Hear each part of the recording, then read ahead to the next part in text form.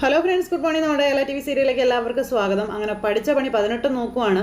നമ്മുടെ അമ്മയെ കൊണ്ടൊന്ന് സംസാരിപ്പിക്കാൻ വേണ്ടി ഡോക്ടർ എൻ്റെ പൊന്നുകുട്ടിയെ കൊണ്ട് പല രീതിയിലും സംസാരിപ്പിക്കുന്നു. ലാസ്റ്റ് പൊന്നുകുട്ടിയോട് രാധാമണി അമ്മയുടെ അരികിലേക്ക് ചേർന്നിരിക്കാൻ പറഞ്ഞു. അങ്ങനെ ഇരുത്തിയിട്ട് കറണ്ട് വരെ ഓഫ് ചെയ്യിച്ച് നോക്കി. എന്നിട്ടിങ്ങനെ ലൈറ്റ് മിന്നും തെളിയും ഒക്കെ ചെയ്യുന്ന രീതിയിൽ. അപ്പോഴേക്കും കുഞ്ഞ് കിടന്ന് അയ്യോ അമ്മമ്മേ എന്നെ രക്ഷിക്കാം അമ്മമ്മേ എനിക്ക് പേടിയാണെന്ന് പറഞ്ഞു കിടന്ന് കരയുക. എന്നിട്ട് പോലും ഒരനക്കവും രാധാമണി അമ്മയുടെ ഭാഗത്തുനിന്നും ഉണ്ടായില്ല. അപ്പോൾ മോള് റൂമിൽ നിന്ന് പുറത്ത് പോകുന്നോളൂ, അമ്മാമ്മയോട് ഇരുന്നോട്ടെ എന്ന് പറഞ്ഞു. അങ്ങനെ നമ്മുടെ പൊന്നുകുട്ടിയെ അവിടെ നിന്ന് ഇറക്കി വിട്ടു. അത് കഴിഞ്ഞ് തൊട്ടടുത്ത നിമിഷം പിന്നെ കാണിക്കുന്നതോ നമ്മുടെ മേരിയമ്മ ഫോട്ടോയുമായിട്ട് വന്നിരുന്നിട്ട് ഈ രാധാമണിയെ കാണിച്ചു കൊടുക്കുക. അപ്പോൾ തമ്പി, നിനക്കറിയില്ല രാധാമണി, ഇയാളാ രാധാമണിയുടെ മാനം കവർന്ന ദുഷ്ടനെന്നൊക്കെ പറഞ്ഞുകൊണ്ട് ഇങ്ങനെ പറയുക കേട്ടോ. നോക്ക് രാധാമണി, തമ്പിയല്ലേ ഇതെന്നൊക്കെ ഇങ്ങനെ ചോദിച്ചു. അപ്പോൾ ഈ ഫോട്ടോയിലേക്ക് നോക്കിയിട്ടും പ്രത്യേകിച്ച് വികാരങ്ങളൊന്നും രാധാമണി അമ്മയുടെ മുഖത്ത് വിടർന്നില്ല. അപ്പോഴും ജാനകിയുടെയും അഭിയുടെയും നില അതീവ ഗുരുതരമായി. അപ്പോൾ രാധാമണി ഗർഭിണിയായിരിക്കുന്ന സമയത്ത് ഈ ദുഷ്ടൻ ഒരു ദിവസം രാധാമണിയുടെ ഒരു ഫോട്ടോയുമായിട്ട് ഓർഫനേജിൽ വന്നിരുന്നു എന്നൊക്കെ പറഞ്ഞ് കാര്യങ്ങളെല്ലാം നമ്മുടെ മേരിയമ്മ പറയുക. പക്ഷെ അവിടെയും രാധാമണിയമ്മ പ്രതികരിച്ചില്ല. രാധാമണിയുടെ അച്ഛനെ ഇയാൾ കാരണമാണ് കെട്ടിത്തൂങ്ങി മരിക്കേണ്ടി വന്നത് തുടങ്ങിയ കാര്യങ്ങളെല്ലാം പറയുമ്പോഴും ഒരു ചലനവും ഇല്ലാതെ രാധാമണിയമ്മ ഇരിക്കുന്നു. ഡോക്ടർ ഒരു അന്തം വിട്ടിങ്ങനെ ഇരിക്കുക കേട്ടോ. രാധാമണി എന്ന് പറഞ്ഞുകൊണ്ട് താഴെ തട്ടി വരെ നമ്മുടെ മേരിയമ്മ വിളിച്ചു. പക്ഷെ രാധാമണിയമ്മ അനങ്ങുന്നില്ല.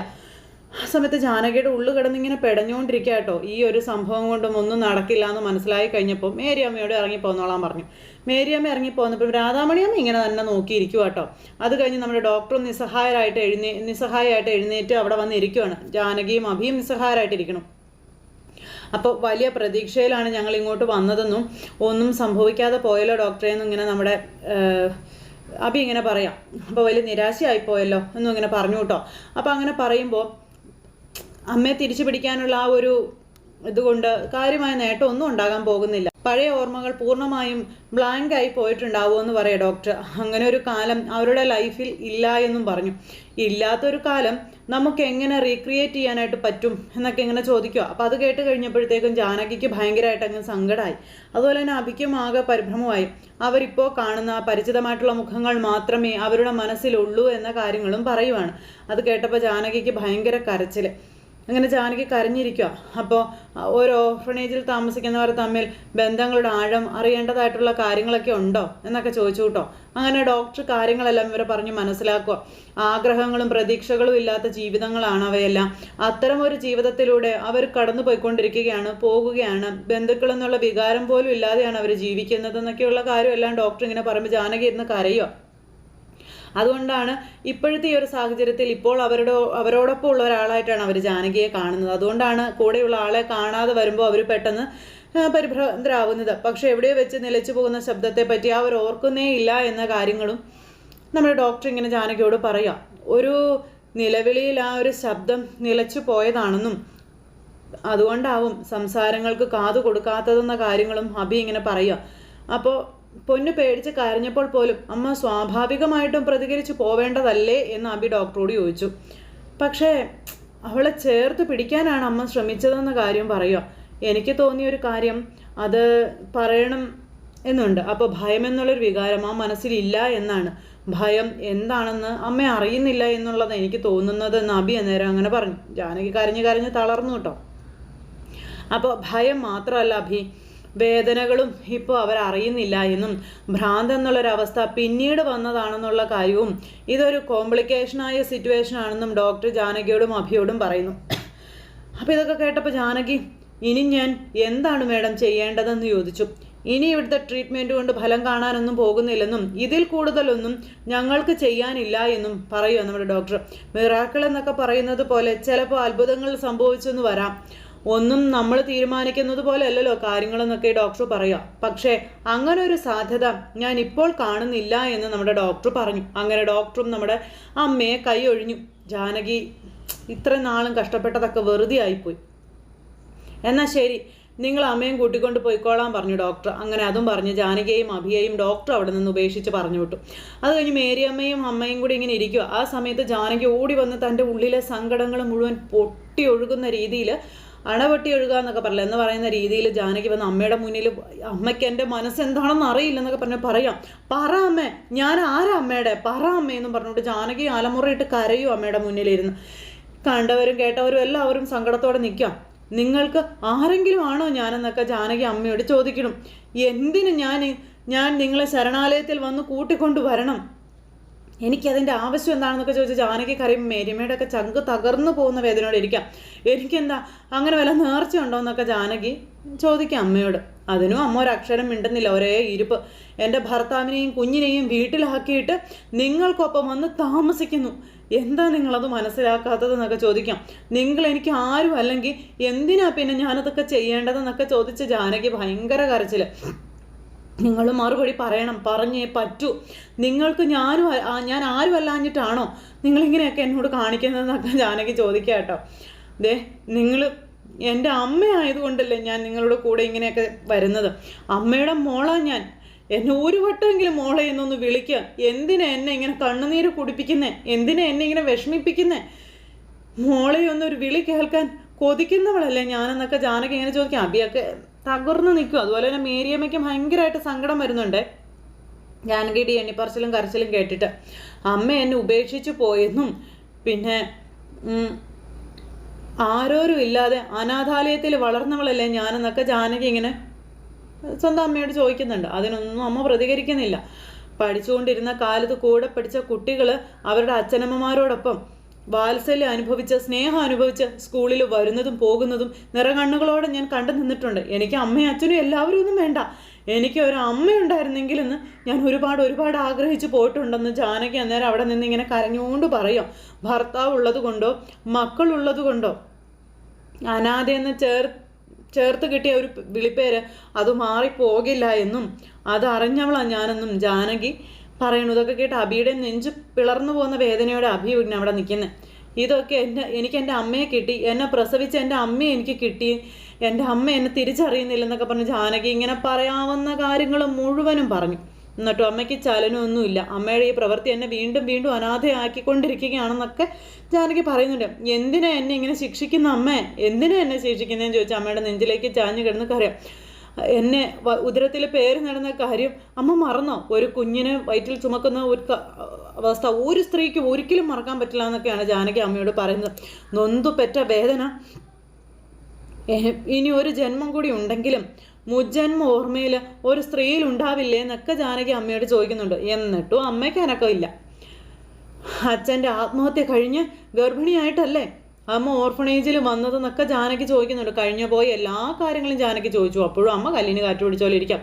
ഇത്രയും ദിവസം അമ്മയ്ക്ക് വേണ്ടി മാത്രം ജീവിച്ച എനിക്ക് അമ്മയിൽ നിന്ന് അത് അറിയണം, എനിക്ക് അറിഞ്ഞേ പറ്റുമെന്ന് പറഞ്ഞ് ജാനകി ഇങ്ങനെ പറയുമ്പോൾ മോളെ മതി എന്നും പറഞ്ഞുകൊണ്ട് മേരിയമ്മ പറയാം. പറ എന്ന് പറഞ്ഞ് അമ്മയായിട്ട് കുലുക്കിക്കൊണ്ടിരിക്കുക നമ്മുടെ ജാനകി. അമ്മയൊന്ന് പറ അമ്മയെന്ന് പറഞ്ഞ് ഇങ്ങനെ കുലുക്കി വിളിച്ചുകൊണ്ടിരിക്കുമ്പോൾ ജാനകി എന്ന് പറഞ്ഞുകൊണ്ട് അബി ചെന്ന് തടഞ്ഞു. വീട് അബിയേട്ടാന്ന് പറഞ്ഞുകൊണ്ട് ജാനകി നീ എഴുന്നേറ്റ് വന്നേന്ന് പറഞ്ഞുകൊണ്ട് ജാനകിയെ പിടിച്ച് വലിച്ചു കൊണ്ടുപോവുക അബി.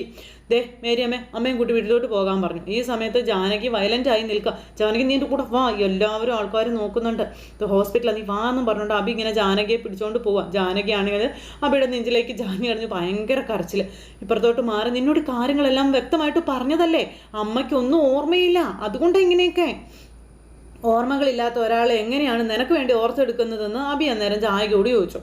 പിന്നെ ഇനിയുള്ള ട്രീറ്റ്മെൻറ്റുകൾ ഇല്ല എന്ന് ഡോക്ടർ പോലും പറഞ്ഞില്ലേ എന്ന് ചോദിച്ചു. അതുതന്നെയാണ് എൻ്റെയും തീരുമാനം, നമ്മൾ ഈ സ്ഥലം വിട്ട് പോകണം എന്ന് അബി ജാനകിയോട് പറയുമ്പോൾ ജാനകി ഇങ്ങനെ അന്തം വിട്ടിങ്ങനെ നോക്കുക. ഇനി നീ പ്രതീക്ഷ വെക്കേണ്ട ജാനകി, നമുക്ക് അമ്മയായിട്ട് തിരിച്ചു പോകാമെന്ന് പറഞ്ഞ് എനിക്ക് ഈ യാത്ര ഇവിടെ വെച്ച് അവസാനിപ്പിച്ച് പോകാൻ പറ്റില്ല അബിയേട്ടാ എന്ന് പറയുമ്പോൾ നിനക്ക് എന്താ സംഭവിച്ചത് ജാനകി? നീ എന്നെ വെറുതെ കൺഫ്യൂഷൻ ആക്കരുത് കേട്ടോ എന്ന് പറഞ്ഞു. ആ സമയം അബിയേട്ടന് ഒരു കൺഫ്യൂഷൻ്റെയും ആവശ്യമില്ല, കൺഫ്യൂഷൻ അടിക്കണ്ട, എനിക്കിനി ഇതൊരു ഫൈറ്റ് ആണെന്ന് ജാനകി അബിയോട് പറയുക. അങ്ങനെ വെല്ലുവിളികളുമായിട്ട് ജാനകി ഇറങ്ങുകയാണ്. ജാനകിയുടെ തീരുമാനങ്ങൾക്ക് മുന്നിൽ അന്തം വിട്ട് നമ്മുടെ അബി പോലും നിന്ന് പോവുക. അമ്മ എന്നെ മോളെ എന്ന് വിളിക്കാൻ കൊതിച്ചത് ഒരമ്മയുടെ വാത്സല്യം കൊതിച്ചായിരുന്നുവെന്നും അത് നടക്കില്ല എന്നുണ്ടെങ്കിൽ എൻ്റെ മാത്രം നഷ്ടമായി ഞാനതിനെ കരുതിക്കൊള്ളാമെന്ന് ജാനകി അബിയോട് പറയുക. പിന്നെ എൻ്റെ അമ്മയെ ദ്രോഹിച്ചവനെ ഞാൻ വെറുതെ വിടില്ല എന്ന് ജാനകി തറപ്പിച്ച് തന്നെ പറയുന്നു.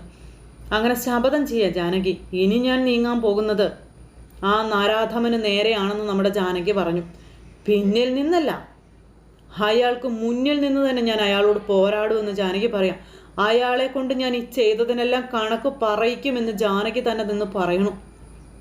അവസാനിച്ചിട്ടില്ല അഭിയേട്ടാ, ഒന്നും അവസാനിച്ചിട്ടില്ല. ഈ ജാനകി തുടങ്ങിയിട്ടേ ഉള്ളൂ എന്ന് ജാനകി അഭിയുടെ മുന്നിൽ നിന്ന് പറഞ്ഞിട്ട് അങ്ങ് പോവാം. അപ്പം അതെല്ലാം കഴിഞ്ഞ് പിന്നെ കാണിക്കുന്നത് ആ നകുലൻ എന്ന് പറയുന്നവൻ്റെ ചേട്ടൻ ഈ ഡ്രൈവറെ വഴക്ക് പറയും. നിന്നോട് പറഞ്ഞിട്ടില്ലേടാ ജാനകിയുടെ മുന്നിലേക്ക് അവനെ കൊണ്ടുപോകരുതെന്ന്, നീ പിന്നെ എന്തിനാണ് കൊണ്ടുപോയതെന്നൊക്കെ ചോദിച്ചു ദേഷ്യപ്പെട്ടു. നീ എൻ്റെ വാക്ക് പാലിച്ചില്ല, നീ എന്താ ചെയ്യുന്നതെന്ന് ചോദിച്ചു. അപ്പം ഞാൻ എന്ത് ചെയ്യാനാണ് സാർ? നകുലേട്ടൻ കാറിലിരുന്ന് ജാനകിയെ കണ്ടതാണെന്ന കാര്യം പറഞ്ഞു. അവളുടെ പിന്നാലെ പുറപ്പെടുമ്പോൾ നീ എന്തുകൊണ്ട് എന്നെ വിവരം അറിയിച്ചില്ല എന്ന് ചോദിക്കാം. അവൾ എവിടെ ജീവിക്കുന്നു, ആരുടെ കൂടെ ജീവിക്കുന്നു എന്നൊക്കെ അന്വേഷിക്കാൻ നീ തയ്യാറായോ എന്ന് ചോദിച്ചു. നീ അതൊന്നും ചെയ്തില്ലല്ലോ, പകരം വേട്ടയ്ക്കിറങ്ങിയല്ലേ എന്ന് ചോദിച്ചുകൊണ്ട് ഈ ചേട്ടൻ അയാളെ വഴക്ക് പറയാം. പോലീസ് സ്റ്റേഷനിൽ ഞാൻ ചെന്നപ്പോൾ CI കോച്ചിൽ നിന്ന് ഞാൻ വിവരം അറിഞ്ഞു. ജാനകി ഇപ്പോഴേ പിടിച്ചാൽ പിടികിട്ടുന്ന ഒരു കൊമ്പിലൊന്നും അല്ല ഉള്ളതെന്ന കാര്യങ്ങൾ ഇങ്ങനെ ഇയാൾ പറയാം.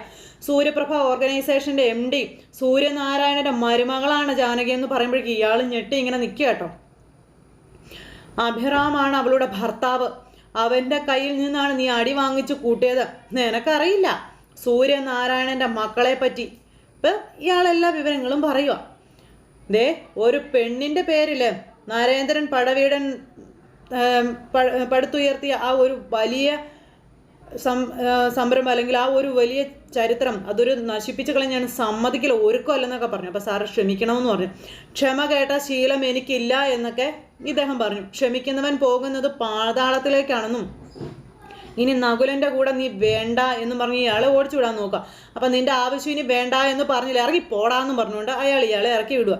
ആ സമയത്ത് നകുലൻ അങ്ങോട്ടേക്ക് വന്നു. എന്തിനാ അവളെ രക്ഷിക്കാനായിട്ടാ നോക്കുന്നതെന്ന് ചോദിച്ചു. അവൾ എവിടെയാ താമസിക്കുന്നത് പറയേട്ടാ, അവളുടെ കൂടെയുള്ളത് ഭർത്താവാണോ എന്നൊക്കെ നകുലൻ ചോദിക്കുക കേട്ടോ. അപ്പോൾ എങ്കിൽ ഞാനങ്ങ് ക്ഷമിക്കും എന്ന് പറഞ്ഞു. അപ്പോൾ നകുല ഞാൻ അവളുടെ പിന്നാലെ തന്നെയാണെന്നും പിന്നെ ജാനകി എവിടെയാണെന്നും ഒരു വിവരവും കിട്ടിയിട്ടില്ല എന്നും പറഞ്ഞു. ദേ ഞാൻ ഗിരിയോട് അതിനെപ്പറ്റി പറയുകയായിരുന്നു എന്നൊക്കെ ഇദ്ദേഹം പറയുന്ന സമയത്ത് പോലീസ് സ്റ്റേഷനിലേക്ക് നീ വിളിച്ചില്ലേ എന്ന് ചോദിച്ചു. വിവരങ്ങൾ അറിഞ്ഞില്ലേ എന്ന് ചോദിച്ചു. അവൾ കംപ്ലൈൻറ്റ് കൊടുക്കാനാണ് പോയതെന്നൊക്കെ പറഞ്ഞുകൊണ്ട് നകുലൻ ഇങ്ങനെ ചേട്ടനിട്ട് പറയാം. അപ്പോൾ അവൾ പരാതി കൊടുത്തിട്ടില്ല, ആരാ നിന്നോട് പറഞ്ഞത് അവൾ പരാതി കൊടുക്കാൻ പോയതാണെന്നുള്ളതെന്നൊക്കെ പറഞ്ഞ് ചേട്ടൻ അനിയനെ സമാധാനിപ്പിച്ചുകൊണ്ടേ ഇരിക്കുകയാണ്. നീ കോശിയെ വിളിച്ച് ചോദിക്കുക, അവിടെ അങ്ങനെ ഒരു പരാതിയുമായിട്ട് ആരും ചെന്നിട്ടില്ല, എന്തായാലും നിൻ്റെ സംശയം മാറട്ടെ എന്ന് പറഞ്ഞു. അപ്പോഴേക്കും നകുലൻ എന്നൊക്കെ പറഞ്ഞ് കാണിക്കാം. നിന്നെയൊക്കെ കൊണ്ട് ഒന്നിനും കൊള്ളില്ലെന്നും പറഞ്ഞുകൊണ്ട് ഇങ്ങനെ ഭ്രാന്ത് കയറി അങ്ങ് പോയി. ഭ്രാന്ത് ഇളകി അവനങ്ങ് പോയി കഴിഞ്ഞപ്പോൾ പിന്നെ കാണിക്കുന്നത് അജയും അതുപോലെ തന്നെ ഹണി റോസും കൂടെ സംസാരിക്കുന്നത്. അപ്പോൾ അജയ്